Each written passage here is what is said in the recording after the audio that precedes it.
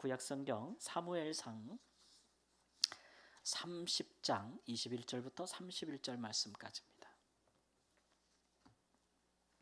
구약성경 30장 21절에서 31절 말씀까지 한 절씩 교독하겠습니다. 21절 말씀. 다윗이 전에 피곤하여 능히 자기를 따르지 못하므로 부솔 시내에 머물게 한 200명에게 오매 그들이 다윗과 그와 함께 한 백성을 영접하러 나오는지라. 다윗이 그 백성에게 이르러 문안하매 다윗과 함께 갔던 자들 가운데 악한 자와 불량배들이 다 이르되 그들이 우리와 함께 가지 아니하였은즉 우리가 도로 찾은 물건은 무엇이든지 그들에게 주지 말고 각자의 처자만 데리고 떠나가게 하라 하는지라. 다윗이 이르되 나의 형제들아 여호와께서 우리를 보호하시고 우리를 치러 온 그 군대를 우리 손에 넘기셨은즉 그가 우리에게 주신 것을 너희가 이같이 못하리라. 이 일에 너희에게 듣겠느냐? 전쟁에 내려갔던 자의 분깃이나 소유물 곁에 머물렀던 자의 분깃이 동일할지니 같이 분비할 것이니라 하고 그날부터 다윗이 이것으로 이스라엘의 율례와 규례를 삼았더니 오늘까지 이르니라. 시글락에 이르러 전리품을 그의 친구 유다 장로들에게 보내어 이르되 보라 여호와의 원수에게서 탈취한 것을 너희에게 선사하노라 하고 베델에 있는 자와 남방 라못에 있는 자와 얏딜에 있는 자와 아로엘에 있는 자와 신못에 있는 자와 에스드모아에 있는 자와 라갈에 있는 자와 여라무엘 사람의 성읍들에 있는 자와 겐 사람의 성읍들에 있는 자와 홀마에 있는 자와 고라산에 있는 자와 아닥에 있는 자와 함께 읽습니다. 헤브론에 있는 자에게와 다윗과 그의 사람들이 왕래하던 모든 곳에 보내었더라. 아멘. 우리는 기도할 때에 무엇을 생각해 봐야 하냐 하면 기도 응답을 받은 후에 내 삶이 어떻게 바뀌게 될까? 기도 응답 받은 후에 나의 삶의 지경이 어떻게 될까라는 부분을 한번 생각해 보아야 됩니다. 오늘 말씀에 보면 다윗이 아말렉과의 전투에서 하나님의 은혜로 이겼잖아요.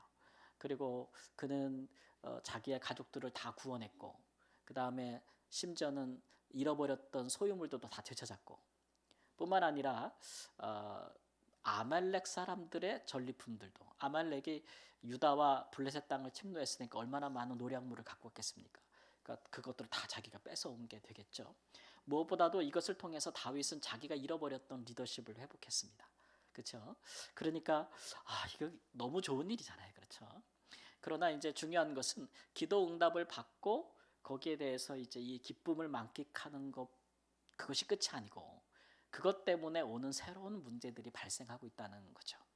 그래서 다윗이 그것을 기도 응답 이후에 승리 이후에 그가 직면하게 된 새로운 도전들 또 새롭게 결정해야 되는 중요한 일들을 어떻게 했는지를 우리가 좀 살펴보아야 됩니다. 오늘 본문 말씀에 보면 다윗이 두 가지 중요한 결정을 했다는 거예요. 그래서 그것을 보면서 기도 응답 받은 자들은 하나님의 은혜로 받는 거잖아요. 그렇죠?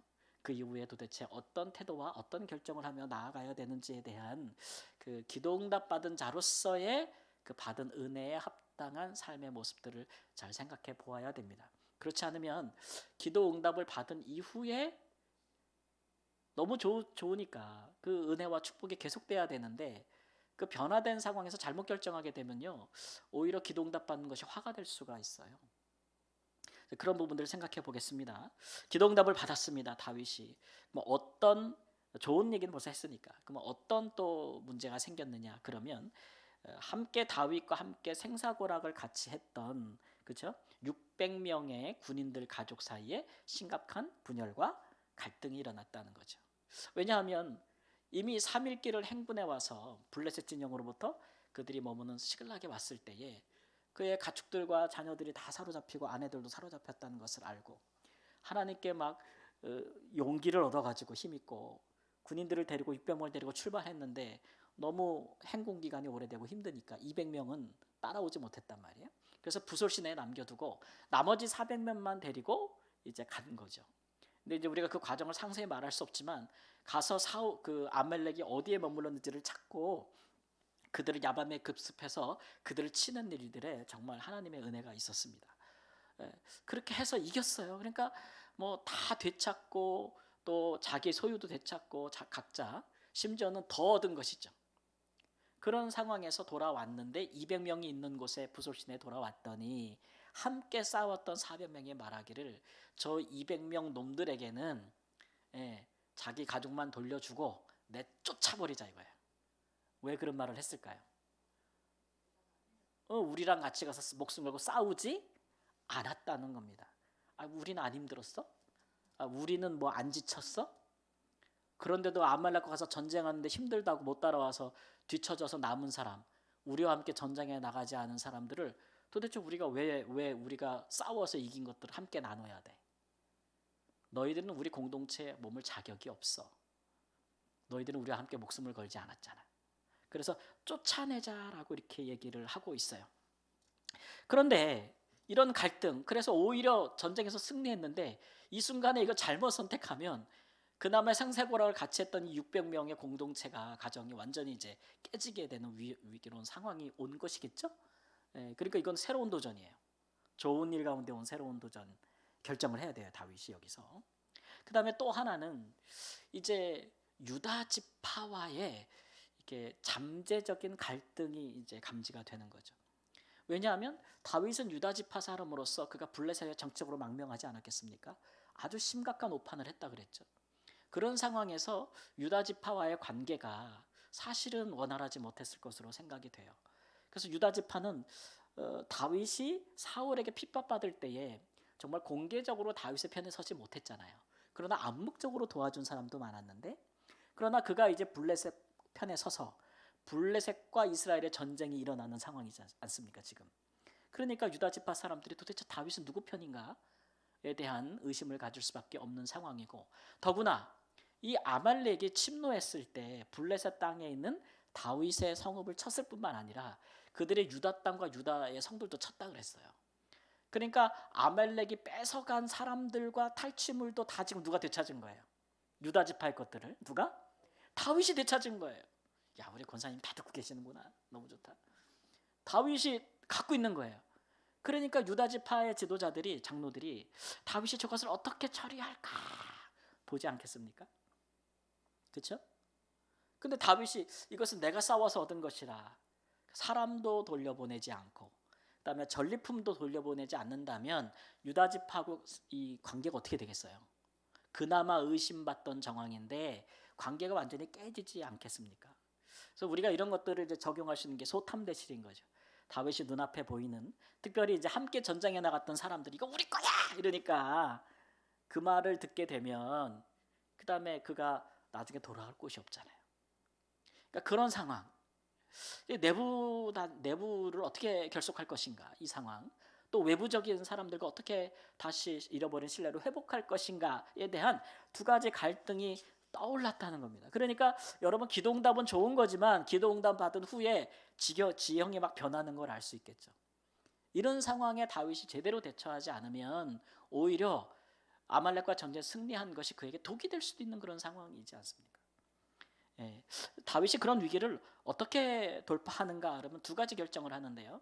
첫 번째는 전쟁에 함께 나갔던 자나 힘들어서 지쳐서 뒤처졌으나 낙오됐으나 우리 소유물, 우리 곁에 같이 남아서 우리를 기다렸던 자들이나 똑같이 전리품을 나누겠다, 이렇게 결정을 합니다. 공평합니까? 공평해요? 안 공평하죠. 목숨 걸고 싸운 자와 뒤에 있던 자와 전방에 있던 자와 후방에 있던 자와 딱 공평하진 않지 않습니까?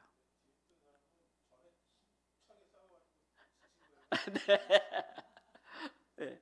그러니까 싸웠던 사람들이 강하게 나오면 이건 공평하지 않다. 우리 말하는 it's not fair. 이건 공평하지 않다.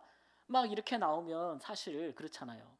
근데 다윗이, 제가 요새 하도 이름을 헷갈린다고 집에서 누가 자꾸 저한테 귓속에다 대고 요새 뭐 잘못됐어? 뭐 막 이렇게 깜빡깜빡해? 막 하도 이렇게 구박을 해가지고 이게 잘못 말하면 안 돼요. 다윗이 아주 강력하게 밀어붙이는데 이것을 앞으로 이스라엘의 모든 전쟁을 할 때 이스라엘의 율례와 규례를 삼았다 그랬어요. 그리고 앞으로는 다 이렇게 해라. 무조건 싸운 자나 소유물을 지킨 자나 다 뭐라고요? 같이 똑같이 나눠라. 이렇게 이야기를 하는 겁니다. 그리고 다윗이 왜 그렇게 하느냐 그러면 오늘 말씀해 보니까 이 전쟁 우리가 승리했지. 근데 이거 하나님이 이기게 하신 거라는 얘기가 있어요. 하나님이 이 과정을 쭉 보면 우리 자녀들과 우리 아내들, 우리 소유물의 생명을 지킨 자가 누구예요? 하나님. 우리 완전히 스스로 무너질 수밖에 없는 상황에서 이렇게 뒤쫓아와 가지고 그들을 다시 급습해서 모든 거를 다 되찾을 수 있게 하신 분이 누구예요? 하나님. 우리를 블레셋과 이스라엘 전쟁에 나갔으면 어쩔 뻔했어. 거기서 선봉대로 나갔으면 지금 자기 자녀들 아내 구할 수 있어요, 없어요? 아유, 외양간을 소 잃고 외양간 고치 뭐 하나 이거지. 생각이 기도 많이 해주세요. 제가 요새 깜빡깜빡. 그럼 뭐 할 거야? 집을 잃어버리고 가족을 다 잃어버리고 전쟁에 나가서 이스라엘과 싸우게 되고 이건 말도 안 되는 상황인데 쭉 돌이켜보니까 이거 다 누구의 은혜예요? 하나님의 은혜예요. 그러니까 사실 모든 전리품은 누구 거예요? 하나님 거라는 거지. 은혜로 얻은 거라는 거 이거. 은혜로 얻었으니까 은혜 받은 자답게 나누자는 거죠. 여러분 제가 드리고 싶은 마음은 은혜는 공평이라는 게 없습니다. 우리가 세상적으로 생각하면 공평이 뭐예요? 그냥 수고한 사람은 더 많이 받고 수고하지 않은 사람은 덜 받는 게 당연한 거고 그게 일종의 보면 개인의 노력과 능력에 따라서 덜 받고 더 받는 게 공평 아니에요. 세상에서는. 그렇죠? 우리가 살아가고 있는 세상에서 그게 공평이에요. 자기의 개인의 능력과 노력에 따라서. 근데 은혜 안에서 그게 확 깨져버려요. 왜냐하면 이 받은 것이 나의 노력과 재능에 달려있지 않다는 게 은혜거든요. 그래서 신약 성경에 보면 예수님께서 그런 비유 많이 하시잖아요. 포도원 같은 밭에 보면 아침 일찍 와서 일하잖아. 해가 지기 전에 와서 1시간 일하잖아. 똑같이 주는 것이 주인의 뜻이라는 둥. 예? 그 다음에 또 뭐라 그래요? 돌아온 탕자의 비유도 마찬가지잖아요. 아버지 재산을 미리 달라서 다 탕진한 자식과 그 돌아온 자식과 항상 아버지 곁에서 수고한 장자와 다 똑같이 아들로 또 맞아주고 그러니까 큰아들이 뭐라 그래요? 이거 공평하지 않다는 거 아니에요. 근데 아버지의 마음은 뭐예요? 그렇지 않다는 거잖아요. 다 아버지의 은혜와 사랑 가운데 있는 자들이라는 거잖아요. 그래서 은혜 안에서는 우리가 세상적으로 말하는 공평의 개념이 깨지는 거예요. 그러니까 은혜 아래서는 우리도 수고한 자도 다 하나님께 받은 것이기 때문에 하나님이 너도 받았으니 너도 가서 그와 같이 하라. 이게 먹히는 거예요. 그리고 그렇게 안 하면 너 은혜로 받은 걸 부정하는 거야? 이렇게 되는 거죠. 이스라엘 백성들이 가나안 땅 들어가 살면서 이방인들을 막 노예로 삼고 자기 형제들도 노예로 삼고 막 그러면 하나님 뭐라 그래? 너 애굽에서 노예되었던 거 잊었어? 그런 데서 내가 너를 구원하는 은혜를 베풀었는데 네 형제에게 이같이 해? 너도 나같이 해야지. 이게 십계명 아닙니까? 그러니까 은혜 아래서는 우리가 세상에서 말하는 공평이라는 게 없는 것이죠. 근데 우리가 지금 은혜 아래서 살고 있지 않습니까? 예수님 믿는 사람들은 예수 그리스도로 말미암아 우리에게 주신 은혜 아래서 삽니다. 우리는 정확히 말하면 법 아래서 사는 사람들이 아니죠. 은혜 아래서. 근데 우리가 실상 은혜 안에서 사는 법을 잘 몰라요. 은혜 아래에서 살아가는 법을 잘 몰라요. 그게 우리의 이제 약함이죠. 근데 이제 이런 모습을 보면 다윗은 전쟁에서 승리한 것을 하나님의 은혜로 여겼기에 이런 상식적으로 보면 전쟁에 나간 사람은 더 챙겨주고 안 나간 사람을 덜 챙겨주는 게 맞는데 근데 이런 결정을 하는구나. 전쟁에 전혀 도와주지 않았던 유다 지파에게 왜 전리품을 보내요? 은혜라고 여기기 때문에 은혜로운 방식대로 그가 전리품을 나누는 것을 볼 수 있습니다. 뿐만 아니라 유다 지파 자기의 동족들이 피해를 받잖아요. 그들이 자기가 싸운 싸움에 동참한 일은 없지만 여전히 다윗을 의심하고 혹은 신뢰가 깨진 상태지만 그들을 향해서 또 그들이 잃어버린 것을 돌려보내지 않습니까? 이걸 통해서 유다 지파가 다윗을 볼 때 여전히 그가 우리 동족을 사랑하는구나. 우리 형제들을 사랑하는구나. 유다 지파가 받을 자격은 없는 거잖아요. 예. 그럼에도 불구하고 다윗이 베푸는 이런 호의, 은혜, 그걸 통해서 다시 그들에게 연대가 이루어지는 것을 볼 수가 있고, 근데 그 다음 장 내용은 뭐냐하면 블레셋과 사울이 싸워서 이스라엘이 지지 않습니까? 그 사울 왕이 죽습니다. 그럴 때 온 이스라엘이 얼타고 나고 다윗에게 가서 우리에게 오라 합니까? 아니죠. 오직 한 지파만이 다윗에게 오라 합니다. 그들이 누굽니까? 유다 지파입니다.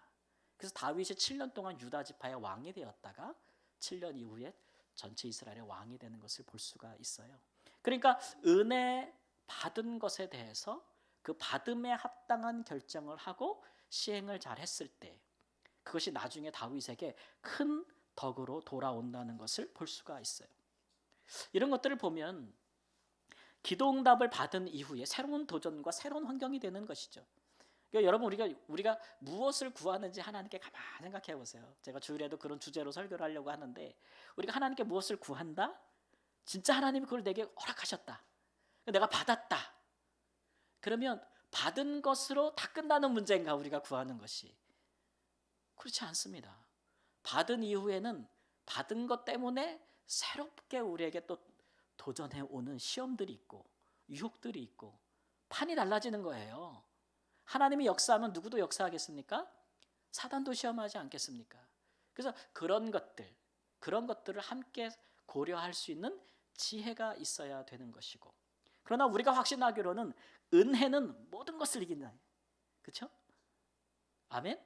네, 은혜는 모든 것을 이겨요. 그래서 우리가 은혜 받은 자답게 판단하고 결정하고 행동하는 것, 그것이 굉장히 강력하다고 말씀을 드린 겁니다. 굉장히 강력하다. 그래서 그런 것들은 모든 깨어진 관계를 회복시키고 갈등을 봉합하고 그 다음에 관계를 회복하게 되는 큰 역사를 일으켜 준다는 것이죠. 이런 다윗의 이런 행보들을 볼 때 그는 참 영적인 사람이다라는 생각이 들어요. 그래서 왜냐하면 그 전에 왕이었던 사울 왕은요 아멜렉과의 똑같은 전투를 하지 않습니까? 그죠? 그리고서는 백성들이 그 전리품을 우리가 갖자 그러는 거 아니에요. 우리가 갖자. 그래서 하나님이 갖지 말라고 했는데 그걸 어떻게 해요? 가져버리지 않습니까? 그래서 이 은혜, 아말렉과의 전투에서 승리하는 은혜를 잊고 사울은 그러나 그 이후에 잘못된 결정 때문에 결국은 하나님 앞에 버림받지 않습니까? 그러니까 기도 응답을 똑같이 받았으나 기도 응답 이후에 어떻게 행동하고 선택하냐에 따라서 그것이 내게 복이 될 수도 있고 오히려 새로운 시험과 도전에서 무너지면 전보다도 훨씬 못한 상태가 되는 거죠. 못한 상태가 되는 거죠. 이런 거 저런 거 다 따지니까 아이씨 너무 힘들다 기도. 하나님께 뭐 구해서 뭐 받겠나 이런 생각도 들을 수가 있는데 그럼 우리가 주일날 좀 더 연구를 해보고 나가고. 근데 이런 것들이 우리의 신앙과 영적인 것들이 얼마나 그 정말 긴장된 것이고 얼마나 그 우리에게 정말 하나의 영적인 전쟁 같은지 우리에게 알려주는 것이죠. 그래서 기도 응답을 받은 사람, 기도하는 사람들은 이런 영적인 전쟁에 가장 이제 선봉에 선 사람들과 같아요. 그러니까 우리가 기도하면서 얻는 유익을 단순히 내가 구하는 것에 응답을 얻는 것으로만 여긴다면 기도 응답의 유익을 아주 축소하는 것이고, 기도하는 사람들은 그런 과정을 통해서 이런 경험을 통해서 하나님을 알아가고 하나님의 사람답게 사는 법을 배워가는 그런 귀한 과정들이 다 포함돼요. 그래서 하나님께서 우리에게 기도하라 하시는 것이겠죠. 기도 응답 전에는 우리가 다윗처럼 급한 상황에 하나님을 힘입고 용기를 내는 것 정말 중요합니다. 그런 게 없이는 그렇게 기도 못하니까요. 하나님 앞에 부르짖을 수가 없으니까. 그러나 기도 응답이 온 후에는 하나님이 은혜로 응답하신 것을 잊지 말고 그 다음에 그 은혜에 합당한 삶을 살면서 생각하고 결정하는 것이 굉장히 중요하다라는 것들을 다시 한번 새기시고 기도 응답 받은 것이 우리에게 지속적인 축복이 될 수 있는 은혜 안에 거하시기를 우리 주 예수님의 이름으로 축원합니다. 아멘. 함께 찬양하고 기도하겠습니다. 오직 예수뿐이네 은혜 아니면 살 수가 없네.